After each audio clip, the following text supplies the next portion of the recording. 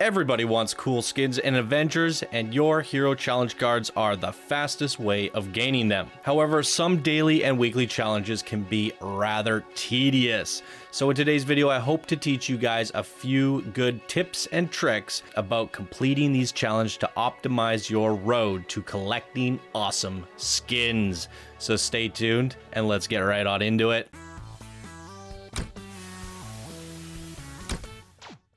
Welcome back everyone, my name is Johnny5Alive and welcome to Channel 5 Gaming. If you are new here, be sure to hit that subscribe button for plenty more informative Avengers videos just like this. Check the Avengers playlist in the description of the video too. And if you end up finding this video helpful in any way, please leave a like and share it with your friends. It really helps me out a lot and I appreciate it. With that out of the way, let's get right on into the video.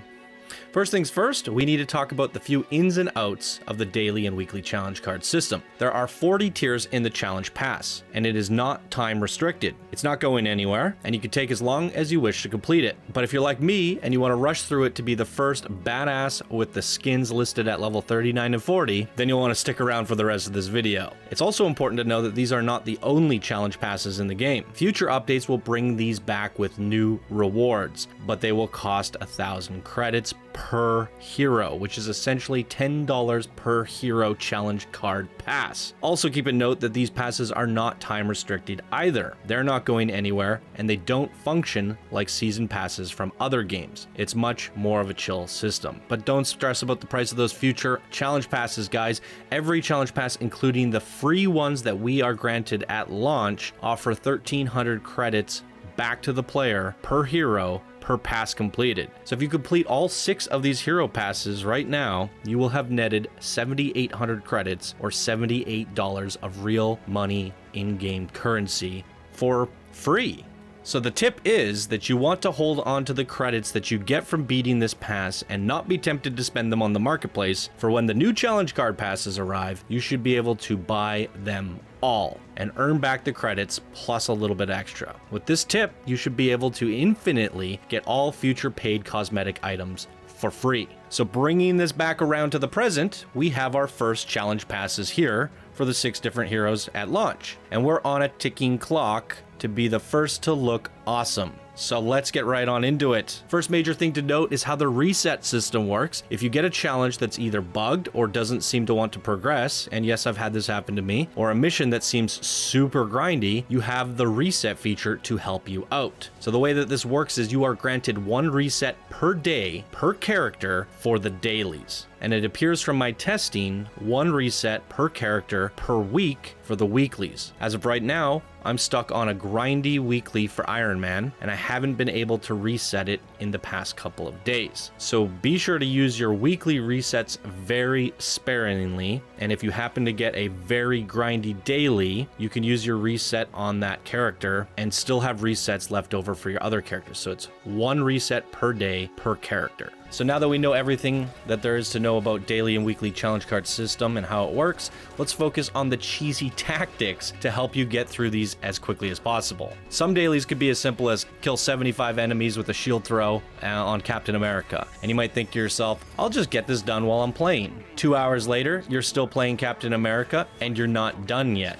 Most missions tend to have a lot of exploration, and spamming the same ability isn't the most useful way to defeat certain enemy types, so you may think in your mind, I'll get this done by playing, and the hours end up passing by and you haven't beaten anything, yet alone the 5 other heroes. So one good option to avoid this is to go to the harm rooms just to focus on combat only. It's good to get familiar with the harm rooms and which ones offer what type of enemies. They progressively add in different enemies throughout the 6 different harm rooms, I believe there is. So if you have a daily to say take out 30 turrets, one of the higher harm rooms are packed with turrets right out of the first wave. So just take them out and then you can restart the level. Your progress is updated in real time, so if you killed 8 of them, reset, kill 8 more, reset, kill 8 more, leave the harm room. But here's the secret cheese tactic that helped me complete these even faster than a standard harm combat room. Harm hero tutorials.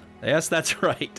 The introduction mission to teach you how to play the hero. You get through the dodging phase, the countering phase, and the basic ability phase, and then you reach the money moment. the ultimate phase. This phase usually spawns like 20 enemies, and they will constantly spawn more and more and more and more until the objective is completed. This is by far way more effective than regular harm rooms, especially because if you die or fail or anything happens, it's going to set you at the beginning of the checkpoint. So put the difficulty on super easy, and now you can go to town on endless trash mobs to complete your dailies insanely fast. Now you may find yourself in a situation where your daily is to use the ultimate, which is the same one that is intended to complete the phase of the harm tutorial. Not to worry, the moment you complete that phase of the mission and Jarvis starts to commend you on a job well done, hit the pause menu and select restart checkpoint. Restarting the checkpoint has no effect on your progress because it's all real time. So you could just continuously beat it, get to 20 out of 20, reset it, do it again and again and again, and Jarvis will never put you to the next phase. So the moment you've completed your dailies through this cheese tactic, you can just quit the tutorial and move to a new hero. Generally speaking, all dailies and weeklies have a pool of ability related things to farm, and they are the fastest using these methods. If you ever get something like rescue 20 survivors, it could literally take you all day to do that. So if you have an ability related daily or weekly, consider yourself lucky and do not reset it. Get through it in the harm rooms. Find a way to cheese it. There's always a way to cheese the combat dailies and weeklies. So while all this might seem obvious tactic to some people, others might find it helpful.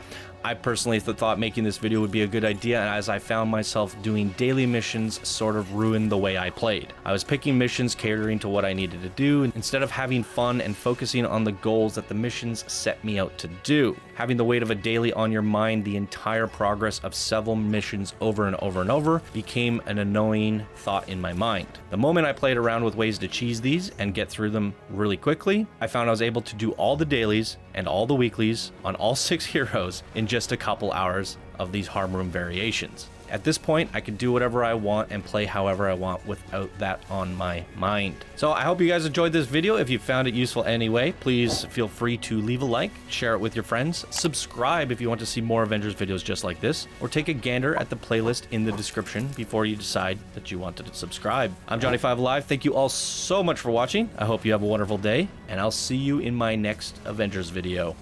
Bye now.